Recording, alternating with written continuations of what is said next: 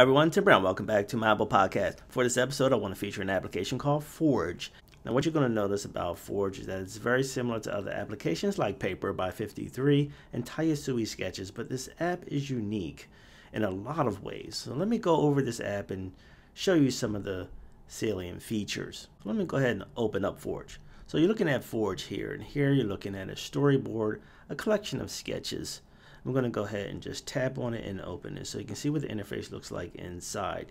Here I'm scrolling from left to right. You can see all the sketches that have been set up for this particular project. This project was set up by default by the developers. So as you can see here, there's a photograph and then a lot of model sketches that were used based on that photo. What's nice is that the app is designed with a grid-like interface. So as you move your sketches around, they sort of fall in place in accordance with the grid. You also notice too in the top left right corners are also drawings. They're there so that you can access those drawings from any project or portfolio you happen to have set up. And you just drag them back down into the portfolio that you happen to be working on. And if you want to save any particular drawing, doesn't matter which one it is, you just pull it right up there to the corner. And those drawings stay there until whenever you need them, basically. So if I had set up a new portfolio, for example, and I was working on an entirely different set of drawings, those same drawings will be available right there in the corner. So let me just walk you through some of the features so you can check this app out. I'm going to hit the plus symbol and just start a new drawing. You can see a menu comes down from above. And you have 5 basic drawing tools. You have a pencil tool, and the pencil basically allows you to draw a fine pencil line. It has a slight little grain to it, almost kind of like a thin colored pencil, if you will. Right next to that is a pen tool that's very similar but a little bit more finer. The line's a little cleaner. Now if you want to change colors, before I go to the next tool, you just tap on one of the colors up above. An arrow will appear. You tap again, and then there's a menu that comes up that allows you to swipe through all the different colors. So that's one way to do it. There's also a palette of colors on the far right. If you look for the dots, just tap on those and you can access the palette of colors that way. So we checked out the pen tool, and let's move over to the next tool, which is a brush tool. And you see the brush tool is a little bit larger, very smooth the way the colors go on. If you ever want to adjust the size of the brush, just tap on the brush and you can run the slider back and forth to control the width. It's pretty awesome. The app operates through pinching gestures, just like Tayasui Sketches and Paper by 53. And as you pinch, it just takes you back and forth to the different levels. Tap to open, move things around, fall right into grid, and then tap on the drawing you want to work on to bring it back up full screen.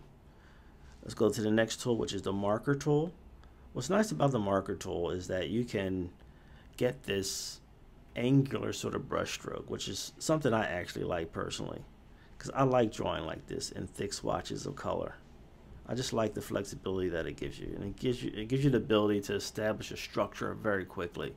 I really like that. And of course the airbrush tool is always a cool tool to have because it just enables you to do so many things, especially when you want to fine-tune things and give it that nice little gradient look.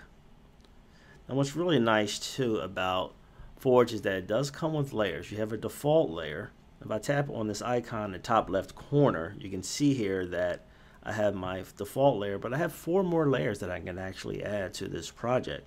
And what's nice about using additional layers is that you can draw on top of those layers, and it will obviously protect the layers that are underneath. And I just went in with the marker tool and start coloring over top here. Well, with it on a separate layer, I don't have to worry about it interfering with my other drawings, as you can see here. So if I actually selected the eraser tool, I can go through and erase parts of that orange without having to worry about erasing the information in the other layer. So that's what's really nice about being able to control the drawing in that way. I have a lot of nice tools at your disposal here. As I mentioned before, you can sync the Adonit stylus with this application as well, and you would do that by clicking on the pencil tool and then just sticking your stylus right in this circle right here. What's also nice too is that you can import pictures. So if you want to do like the developers did with the sample project that they have set up, you noticed here at the beginning they have actual photo that they're drawing from, in order to create all the various different models. Well, you can do the same thing. You can go ahead and just bring in a photo, and you can import it either from your photo library or from Dropbox, which is really nice. So Forge is a very cool application. It enables you to do so many cool things, and I love the interface. It's smooth.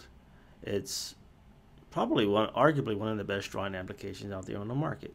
Forge by Adonit. Check it out. This is Tim Brown. Thanks for tuning in for another episode of my Apple Podcast. Check me out next time.